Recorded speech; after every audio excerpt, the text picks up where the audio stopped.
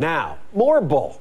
We know times are getting tougher. Yesterday, the government reported that American families lost 18% of their wealth last year. But does that mean America is no longer the land of opportunity? For years, some people have said the middle class is suffering. Middle-class families are struggling. What's left of our middle class may be on the verge of collapse. It is definitely harder to be middle class today than it was a generation ago. Barbara Ehrenreich's been on television a lot since she published Nickel and Dimed, her account of how it's almost impossible for an entry-level worker to make it in America. I worked as a waitress and an aide in a nursing home and a cleaning lady and a Walmart associate, and that didn't do it. These are hard jobs, John. If you do a good job, can't you move up? Well, John, that's not easy. Walmart capped the maximum you can ever make. But if you do a good job, you could be promoted to assistant manager, store manager. Well, I suppose over time that is a possibility. The new CEO of Walmart started out as an hourly worker. Now he's the boss.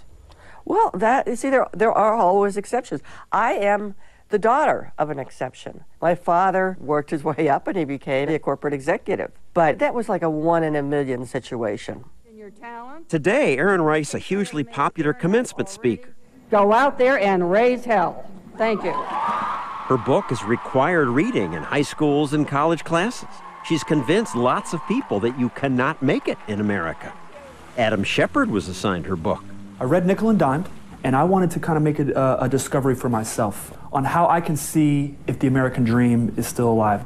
So he picked a city out of a hat, Charleston, South Carolina. He showed up here with $25. How far could he get if he didn't tell anyone about his college degree? I arrived, and right away, I figured I need to get it to a homeless shelter. That's where we store all our stuff. He lived here 2 months. Then he worked for this moving company, making $8 an hour. Soon he'd saved enough to buy a used truck. I got it for $1,000. And within a few months, he had an apartment. This was my place. In fact, within a year... I've got $5,500, a car, I've got a furnished apartment. I mean, life is pretty great. Adam writes about his search for the American dream in Scratch Beginnings. It's a very different book from Nickel and Dimed.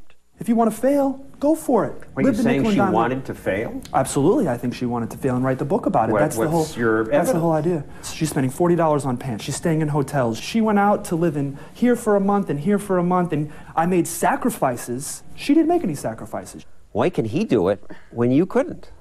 I know it's embarrassing, but... He said it looked like you were trying to fail. You lived in motels instead of getting a roommate. You bought pants for $40 instead of going to Goodwill. Oh, I think that is so unfair. No, the $40 pants, that was a big mistake, and that was one of the mistakes I made early on. The motels, that's not a rich person option. You could have succeeded if you'd gotten a roommate. In time, yes, I could have gotten roommates. I'm just saying, so if I was book deceptive? a You're woman, saying you can't make it in America in these jobs. No, you can't. I said, here's what my experience was. And lots of other people say life for the middle class is awful. Middle class people are struggling. They're hanging on. But I think the middle class is disappearing, and that's a shame. It's over for the middle class, I'm told. The data tell a different story. From 1950 to 2007, the middle class family income went in real dollars, adjusted for inflation, went from $29,000 a year to $75,000 a year. They're making 3 times as much. Clearly now, in this recession, it seems like things are awful. Yeah, and we can't make light of that, but we have to keep this in perspective. We've had worse recessions in the United States than this. A few decades ago, we had higher unemployment than we have now. We interviewed some people who were young then.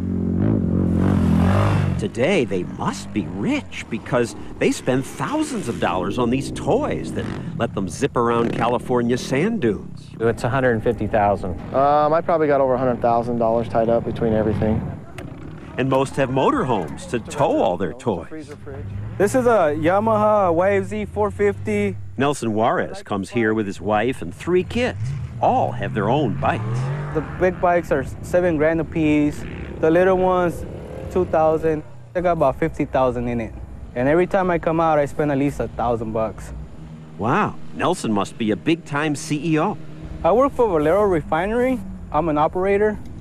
These friends spend $150,000 on their custom ATV. They must be tycoons. I'm a landscape contractor. His friend's company sells tools. CNC machine tools to the metalworking industry. Middle-class people today live like rich people lived in the 1950s. 10 million Americans take cruises every year. 13 million own boats. Most aren't tycoons. At this lake, Reason TV asked boat owners, what do you do for a living? Wholesale building materials. I'm a gardener. We've always said, yeah, but in the old days, things were better. They said that in the 1920s, they said that in the 1950s, and we say it again today. It's not that we have less money, it's that our expectations have risen. And lately, fear has risen as the economy's fallen. I definitely could not have swung this year, the way the economy is. But economies do recover, as Warren Buffett said this week. Your kids will live better than mine, your grandchildren will live better than your kids. There's no question about that. And Nelson Juarez is convinced that America's the land of opportunity. He grew up poor. I started working in the refinery at 18, and I was able to learn different trades. Now he has a house, a pool, and on weekends, they spend thousands of dollars doing this. I just work a little harder, make a little extra money, and we come out and play. We have a society that rewards hard work and merit.